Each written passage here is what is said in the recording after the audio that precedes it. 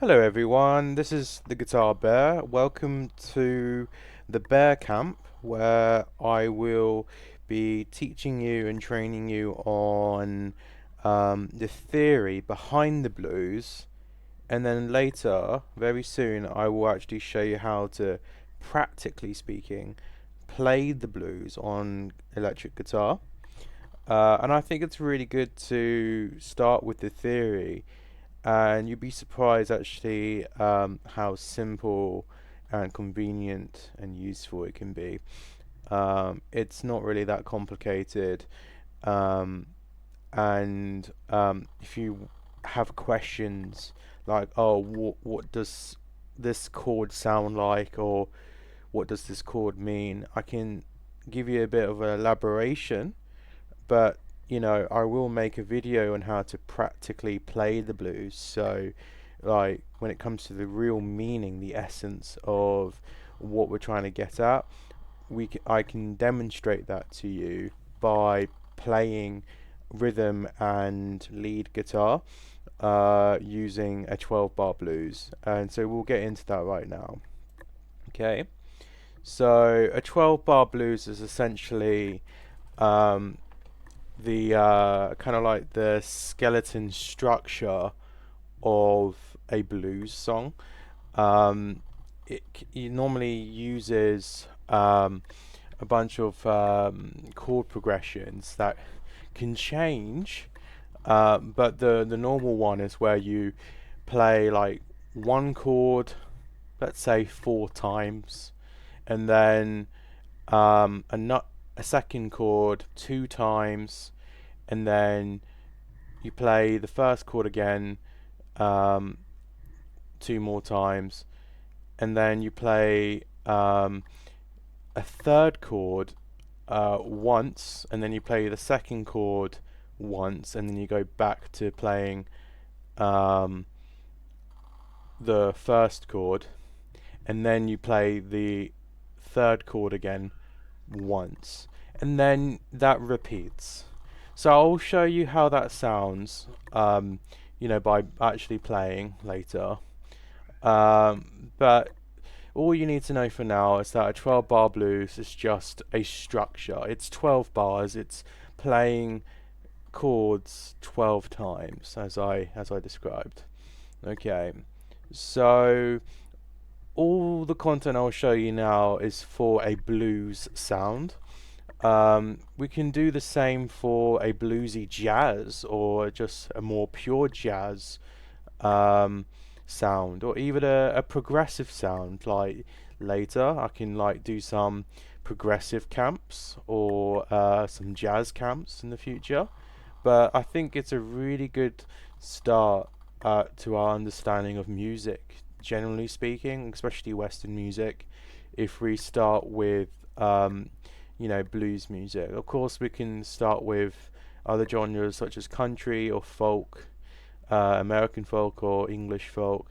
But subjectively speaking, I personally love to start with blues, because the way I play, kind of my aim or my goal is to become as much as a professional jazz theorist as some of the greatest guitarists that have ever lived, such as Alan Holdsworth, um, or Miles Davis, for example. And they all really started with the blues. So we should definitely, pursue and persevere. So I'll just continue. So one very simple thing I would like to say is that one of the most or the most common chord for blues is known as a dominant seven, um, and the dominant seven chord gives a level of tension that wants to like be resolved naturally. Um, but the main thing you can just acknowledge is just the name of the chord. It's a dominant seven chord. I'll show you how that sounds, in a later video. But an example of a dominant seven chord is C7, or F7, or G7. Okay, And these are the kinds of chords you would be hearing or listening to within a 12 bar blues. So I can show you a video here. Um, and as you can see, we have the C7 chord plays 4 times, the F7 chord plays twice, the C7 chord plays twice, and then the G7 once, the F7 once, the C7 once, and then back to the G7, and then back to C7 because it repeats. But that's the 12 bar blues. That's the kind of structure as I've spoken about, and those are the kinds of chords that you could play. So it's a very common chord, and it's probably the most common chord within blues. So that's kind of like a solid foundation already that we're getting, that we're kind of grasping. Um, okay, so what we would also like to think about is not just the chords, which is like the rhythm, what the rhythm guitarist would play, but also the lead guitarist. What would the lead guitarist who's playing melodies, like what would they be using exactly? They'll be using scales, and scales are, well, essentially intervals or notes that you can play ascending or descending. So for example, we're starting with the C. So we can think about the C major scale, for example. But for now, let's just acknowledge the scales that are the most common within blues for a dominant 7 chord. In fact, it's not just these scales in terms of their relevance for blues, for sounding bluesy, to have a blues sound. It's not just for a dominant 7 chord, it's for the dominant family, and the dominant family of chords are just any chords that are dominant. So I will show you that there are dominant 9 chords and dominant 13th chords, but I can describe to you what those are. It's just the same thing as a dominant 7 chord, but it has an extra note or two, depending on whether it's a 9th or a 13th. If it's a 9th, then it has the 9th note. So, and it also has the rest of the notes within the dominant 7 chord. I can show you what those notes are later. It's called chord tones, but for now, let's just acknowledge what scales are basically the most relevant for blues music. So there are actually quite a few. There are 12, but I don't want to make things complex for both of us. Let's just acknowledge the first 5. We can even acknowledge just the first 3 if you really want to. But I know how capable you are at just acknowledging just the wider picture of blues music without feeling limited as you practice. Because like if this video is really for people who either are beginning with blues music or already know what blues music is. They've played it before, but they feel limited. Definitely having a solid foundation, a stronger sound, grounded, theoretical approach is really good if you want to widen your scope. So let's just stick with 5 for now. I can mention all 12, but you can probably see from my my screen like all 12. For example, the last one is called Phrygian dominant. But the first 5 is the C minor pentatonic. Most of you would have heard of this before. It's the classic blues sound. The second most relevant for a common blues sound is the blues scale. adds the blue note for even more blues character. Um, a lot of people will use it like chromatically. So like going from the nearest note to, and then go, either ascending or descending to the nearest note, and continuing doing that.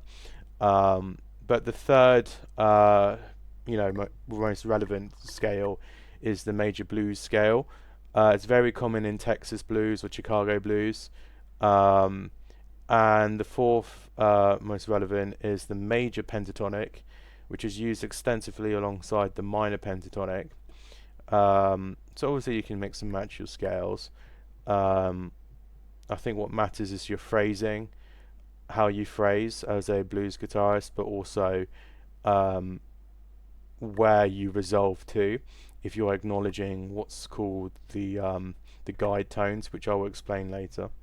Um, but the fifth most relevant scale is the Mixolydian, which is a common in jazzy blues, like jazz blues, rock blues, and country blues. Um, so if you really love your country rock or country blues music, then you probably have heard of the Mixolydian before. Um, in within even the most famous uh, you know um, melodies or lead guitar moments. Okay, so let's just continue on, press on, because that's all you really need to know when it comes to the scales. And these scales, by the way, um, these are the most relevant for that dominant family of chords. So these scales are not only just for playing over dominant seven chords, which is the most common chord, as I said. It's also for another two chords that I will show you now. So the second most common chord for blues, for slightly richer sound, musicians extend to dominant 9. So that's the next chord that I would like to tell you about, the dominant 9 chord. So for example, C9, F9, G9. It's used in jazz, blues, soul, and funk. A dominant ninth chord has a smooth, soulful, warm, rich, and expressive sound with a relaxed, bluesy character that is equally at home in blues, jazz, soul, and funk. The common blues scales for dominant 9 are the same, as I said, and in the same order of relevance as the dominant 7, and here's the reason why, because if two chords belong to the same family, such as C7 and C9 or C13, their chord scale choices are usually the same. And what changes is which chord tones you choose to emphasize. And so more about chord tones soon, very soon. Um, Basically, I'll tell you a little bit about it now, actually.